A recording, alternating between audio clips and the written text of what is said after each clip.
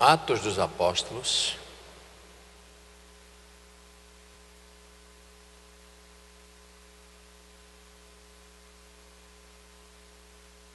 capítulo 2,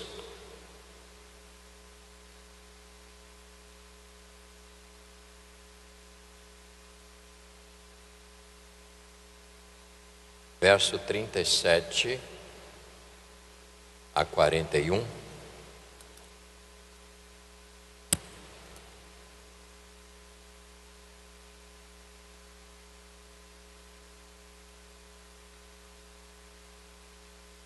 Temos aqui a base do início da igreja, após a ressurreição do Senhor. Ele deu ordem aos seus discípulos e ele mandou que ficassem em Jerusalém para que fossem revestidos do poder de Deus, porque a missão o qual eles iriam desempenhar, ela iria precisar realmente de alguém que tivesse realmente muito íntimo com Deus. Só para você ter uma ideia deste assunto. Quando Jesus preparou os seus 12 e deu a eles a missão de pregar o Evangelho, ele não poderia deixar pregar sem que ele, Deus, investisse neles do seu poder. Como eles iriam fazer uma obra espiritual se eles não tivessem uma comunhão muito mais íntima com o Senhor e o Espírito de Deus para poder pregar? Então a palavra de Deus nesta manhã vai nos mostrar como foi a primeira pregação de Pedro, aquele pescador de mãos grossas, calejado. Normalmente pescador, você olha para o pescador, as costas dele parecem que é a sola do pé, tão rígida de pegar sol e coisa do mar, coisa do sal, né? São pessoas casca, bota a mão, chega, parece até um couro. Então nós estamos falando aqui de um homem que tinha esta vida e que o Senhor Jesus chamou, trabalhou com ele, deu trabalho a Deus. O Senhor Jesus deu bastante trabalho, mas o Senhor preparou ele. Então no verso 37 temos aqui então a narrativa para esta manhã. Eu queria convidá-los a ouvir bem. Depois desta pregação, diz o texto: ouvindo eles estas coisas, compungiu-lhes o coração e perguntaram a Pedro e aos demais apóstolos: que faremos, irmãos? Respondeu-lhes Pedro: arrependei-vos e cada um de vós seja batizados em nome de Jesus, eu vou explicar isso, para a remissão dos vossos pecados, e recebereis o dom do Espírito Santo. Pois para vós outros é a promessa, para vossos filhos e para todos que ainda estão longe, isto é, para quantos o Senhor nosso Deus o chamar.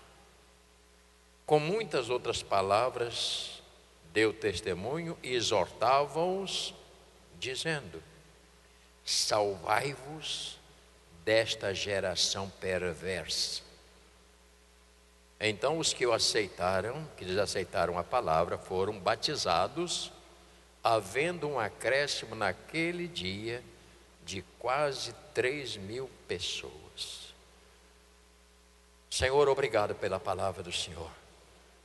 A riqueza desta palavra, a beleza da palavra, a força e o poder desta palavra, que continua operando com a mesma eficácia até o dia de hoje.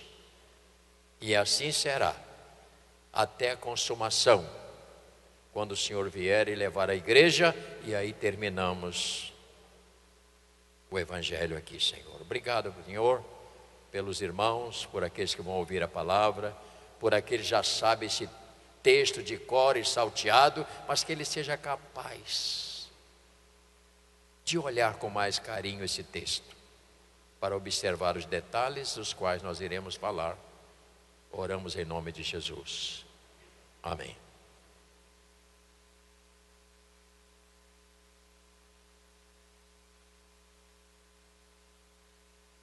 Quando, esta semana passada agora, eu tenho sempre uma preocupação quando nós nos aproximamos. É muito importante a gente estar atento.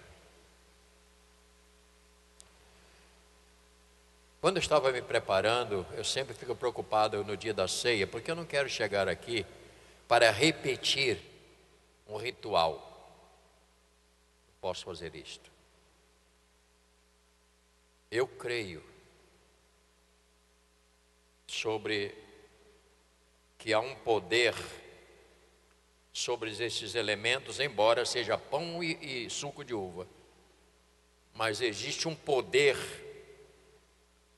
eu diria mais, um cuidado do Senhor, porque quando ministramos a Santa Ceia, Ele, o Senhor, está presente, porque a invocação é do nome dEle. Então eu tenho um cuidado muito grande com este momento da Santa Ceia. E eu comecei a pensar, e Deus falou comigo de uma maneira assim, muito suave no meu coração. Esta mesa é a mesa dos arrependidos. Esta mesa não é para os rebeldes. Esta mesa não é para os incrédulos. Esta mesa não é para os religiosos. Esta mesa é para aqueles que se arrependeram dos seus pecados. Porque só pode comungar no sentido de receber, ao participar do pão e do cálice, só pode receber dele os arrependidos, cujo coração é um coração comprometido com Deus. Porque nós não estamos num bar, nós não estamos no restaurante, nós estamos na presença do Senhor soberano. Ato de fé, porque a nossa vida é uma vida de fé. Portanto,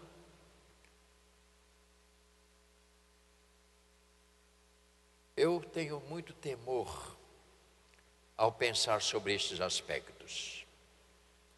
Lembrando aos irmãos que eu não quero aqui botar o meu dedo para acusar ninguém, eu não sou quem é acusador, o diabo. Mas eu queria deixar alguns pensamentos. Provavelmente, nenhum sermão já pregado, jamais, teve um efeito maior, jamais, nenhum pregador, jamais, foi pregado neste mundo, nesta terra, um sermão mais importante do que este pregado por Pedro. E eu fiz uma pergunta: por que é que essa pregação foi tão forte? Qual é a razão de Pedro, ao falar, as pessoas caíam, irmão, chorando? Não ficava assim, eu vou para a igreja, não, eles caíam chorando, porque a palavra era tão penetrante, tão profunda no coração deles, que eles não tiveram outra atitude a não ser cair de joelhos, lágrimas. Desculpe-me. E eu perguntei: qual é a razão?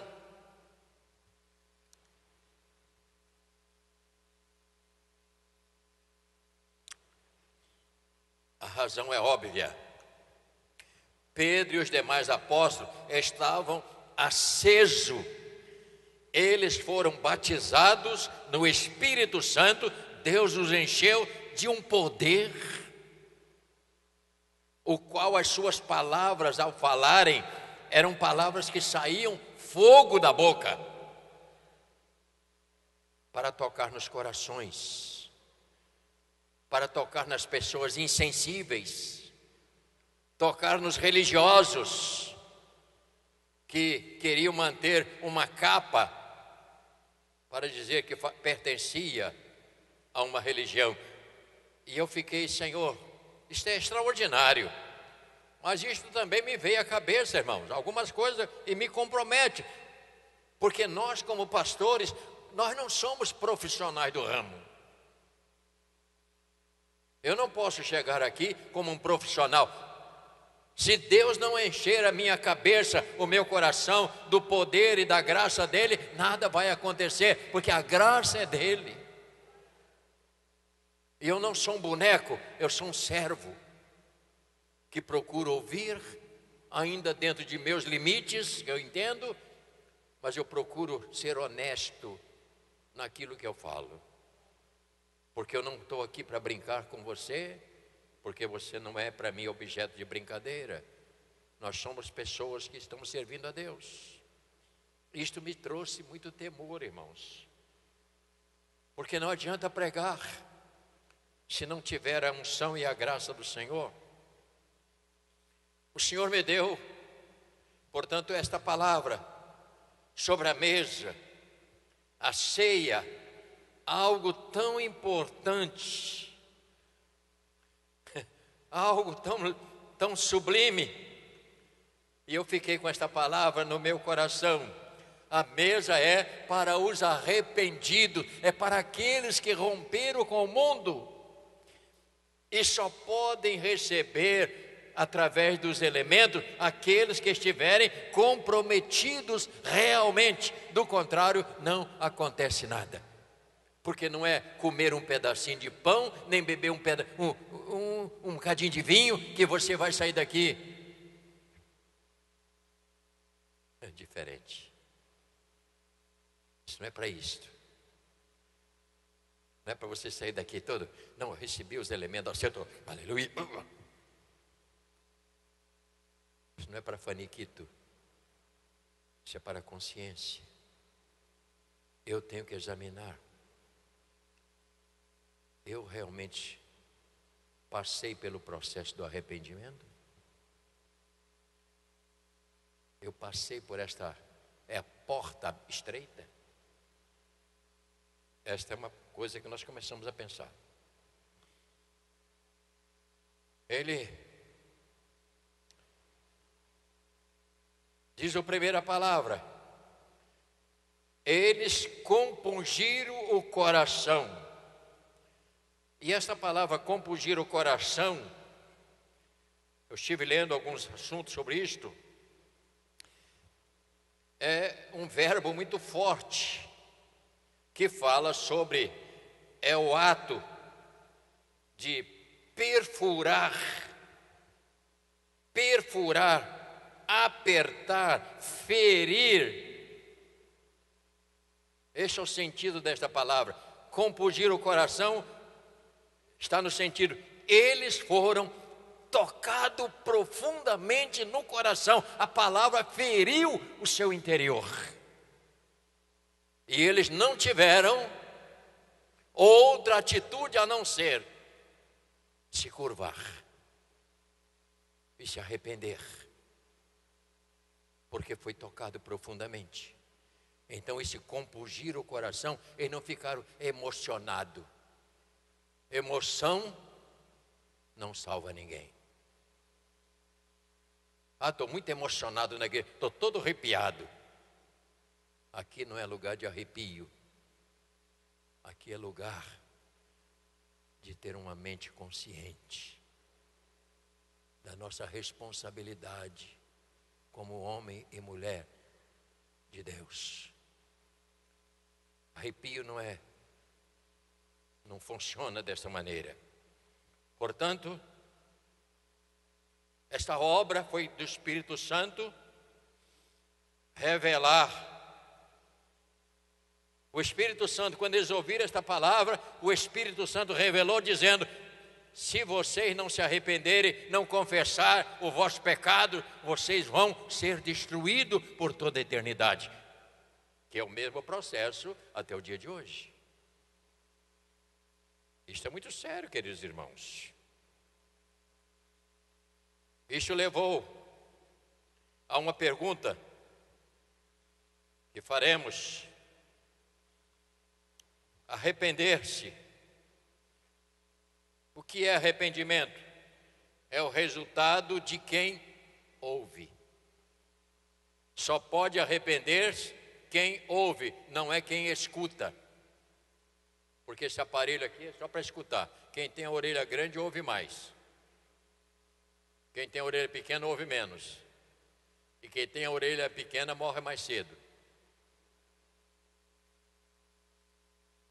Esse dia eu estava olhando no espelho e minha orelha está crescendo. Falei, cara, eu fiquei satisfeito. Eu acho que eu vou chegar a mais de 100 anos. Que a orelha está crescendo agora, depois de velho.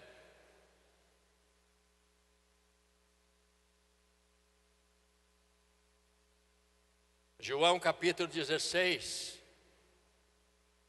Estou brincando um pouquinho só para você descontrair, mas não vai fugir do que eu estou falando não, por favor. Capítulo 16 de João. Palavra do Senhor para nós. Diz a palavra do Senhor, verso 8. O que Jesus está falando aqui? Ele está falando sobre a missão do Consolador.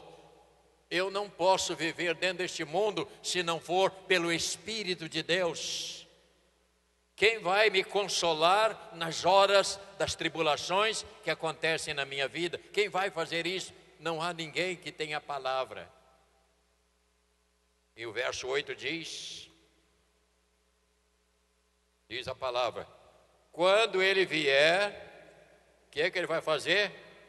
Convencerá o quê? O mundo do pecado e da justiça e do juízo. Que coisa fantástica. Esses versículos isolados aqui que não estão tão isolados.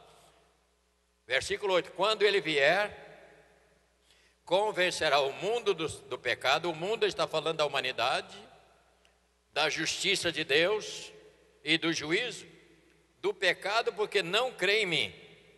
E o maior pecado que uma pessoa comete é não crer em Jesus. Esse é um pecado. Da justiça porque eu vou para o Pai e não me vereis mais. Do juízo porque o príncipe deste mundo já está julgado. Queridos irmãos, ouça: Satanás foi destruído na cruz. Quando Jesus foi morto, Satanás morreu. Ou seja, aconteceu o que está lá em Gênesis 3. A cabeça da serpente foi esmagada. Só que é como uma cobra. A cobra, você veja que ela é difícil. Você machuca ela, mas ela está. Se colocar, ainda morde. O veneno está ali. Ainda tem o veneno maligno, que hoje está buscando alguém para viver dentro deles. Então nós temos aqui alguns aspectos que eu gostaria de comungar com ele. Confissão. O que é confissão? Confissão é o ato do batismo. Quando somos batizados, é um ato de reconhecimento de Jesus como nosso Salvador, cumprindo esta etapa. Então, confessar não é, eu aceito Jesus. O confessar é quando você, que aceita o Evangelho, a primeira coisa que vai fazer, eu vou para as águas, eu vou sepultar a minha velha natureza. Isto é o ato de confessar. E confessar não é palavra, confessar é atitude, meu irmão. Irmãos, confessar é uma atitude. Eu não preciso, eu estou confessando Jesus, não. Eu confesso partindo para o desafio de passar pelas águas. E quanta gente, muita gente da igreja, eu não quero ser batizado, eu não quero ser batizado, porque se eu for batizado eu não vou poder fazer isso, não vou poder. Você tem que escolher. Você não pode ficar em dúvida. Eu espero que eu não esteja falando para ninguém aqui que não seja batizado. Espero eu. Você não pode ficar, não, mas se eu for batizado, eu vou ter que pagar o dízimo, eu vou ter que deixar minha cachaçinha, eu vou ter que deixar meus amigos. Ou você deixa o mundo, ou você vai viver neste mundo e ser um sofredor no final da sua existência. São atitudes que temos que tomar. E confessar é, portanto, uma atitude. Não podemos jogar em dois times ao mesmo tempo. Ou eu sou do Senhor, ou eu sou do mundo. Eu não posso comungar as duas coisas. Eu tenho que confessar. Portanto, confessar. Segundo ato, humilhação, se humilhar. Porque pessoas, não vou me rebaixar, não vou me humilhar. Isso, você só consegue servir a Deus quando existe esta atitude de humilhação.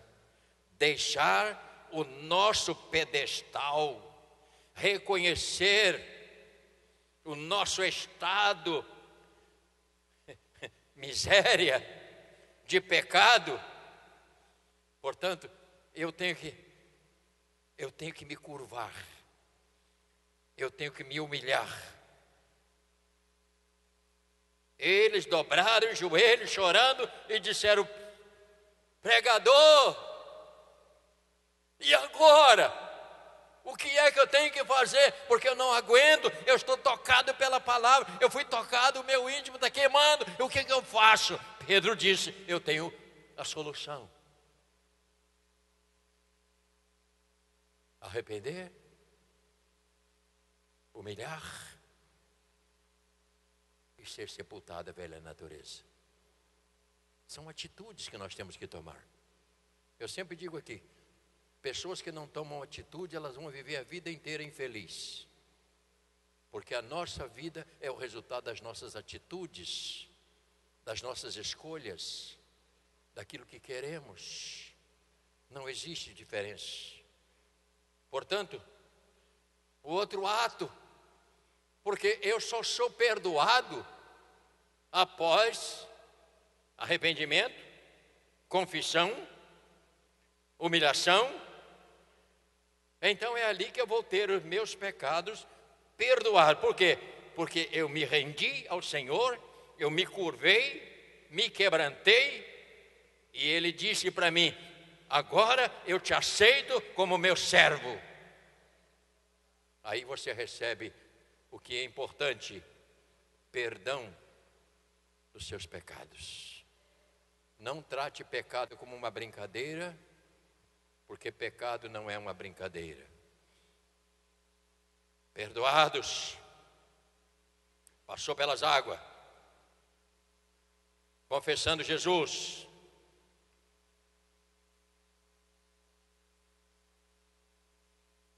Por que foi batizado em nome de Jesus Cristo? Porque os judeus conheciam só o batismo de João.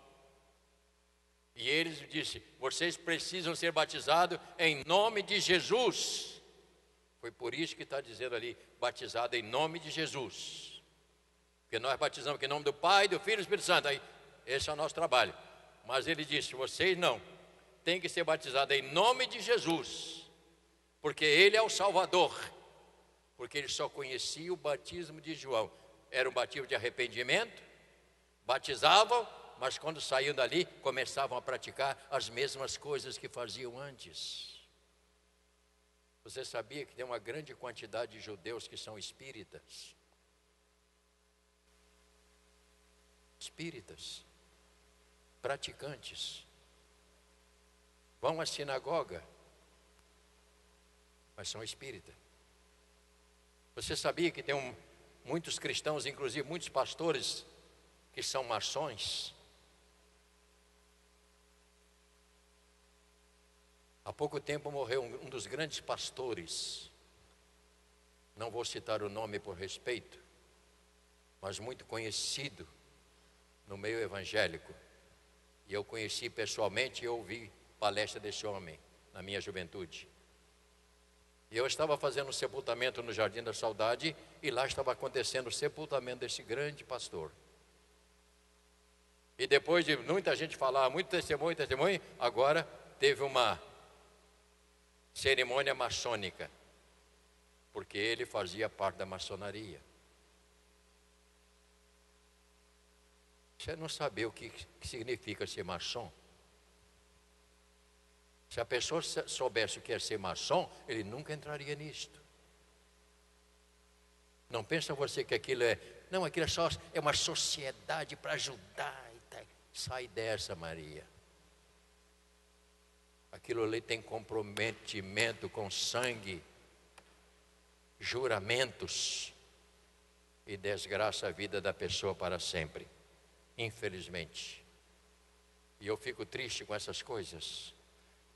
A nossa igreja, nós temos zelado denominação, nós não somos maçons, nenhum pastor nosso é, como também nenhum dos nossos líderes são políticos ou candidato a alguma coisa, porque política não combina com ser ministério.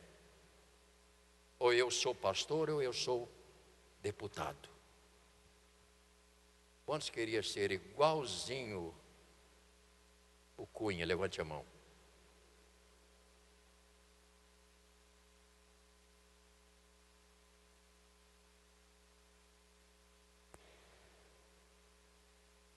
Onde está o poder? Cadê a arrogância?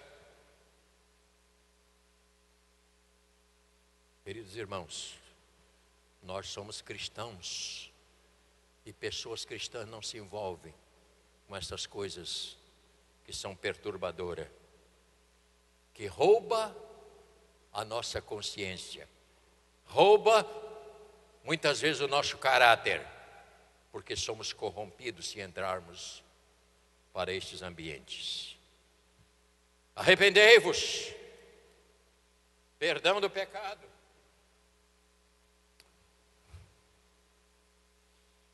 Lucas capítulo 11.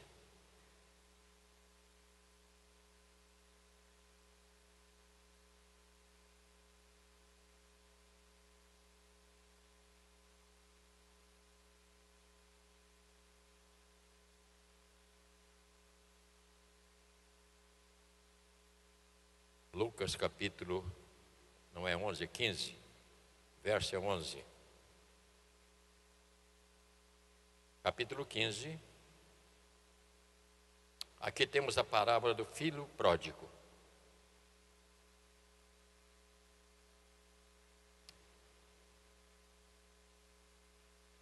A mesa é do lugar dos arrependidos e dos pródigos, que andavam longe de Deus, comendo as migalhas do mundo. Também. Olha para esse texto mais uma vez. Esse texto eu poderia trabalhar de várias maneiras. Há pessoas que querem gozar o mundo.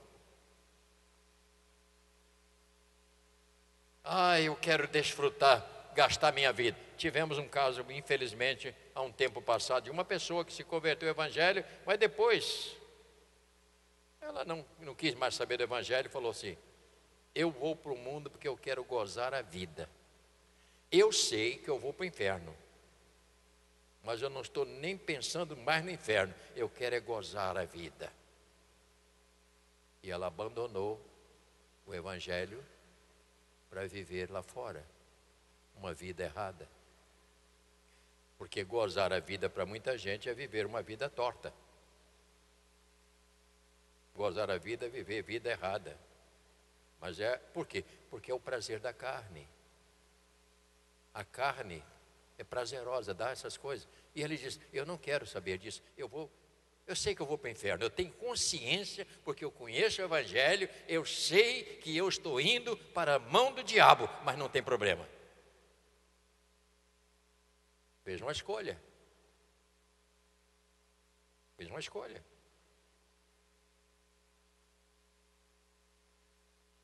Capítulo 11, verso 23. Não vou ler a narrativa toda, nem espero que você leia. capítulo 15, verso 23. 15, 23. Verso 22. O pai, porém, disse aos seus servos: trazei depressa a melhor roupa, vesti, pondes o anel no dedo, sandália nos pés, trazei também e matai um novilho cevado. E ele disse: comamos e regozijamos, porque este meu filho estava morto e reviveu, estava perdido e foi achado. E começaram a regozijar-se. A mesa do Senhor é para quem rompeu com este mundo, é quem não quer mais saber do mundo lá fora. Após este ato acontece o quê? Após arrependimento, confissão, humilhação ou se humilhar, o que vai acontecer? O outro ato, reconciliação. Porque o Evangelho nos chama a reconciliar-se com Deus. Eu sou reconciliado por quê? Porque eu estava longe, perdido nas trevas. Ele me chamou e eu passei por esse processo e ele agora me reconciliou, ou seja, acabou aquele passado. Eu agora estou reconciliado com ele através dos atos praticados que eu já falei. Então a pessoa agora, ele passa a ser da família de Deus, pertencer à família eterna. Portanto, as bênçãos do Senhor agora pode acontecer. Uma vez reconciliado, eu posso sentar na mesa. O meu coração foi limpo, foi transformado, e agora eu posso. Eu estou falando isso essa manhã para o irmão entender. E Santa Ceia não é um ato vazio, é um ato de compromisso que cada um de nós fizemos com o Senhor. E é por isso que nós vamos participar da mesa do Senhor nesta manhã. Este é o evangelho que Pedro pregou, que nós estamos pregando. Mas bispo, e depois de tudo isso que acontece? A última palavra é herdeiros. Eu não sou herdeiro deste mundo, mas eu sou herdeiro de algo maior. Este mundo ficou para trás.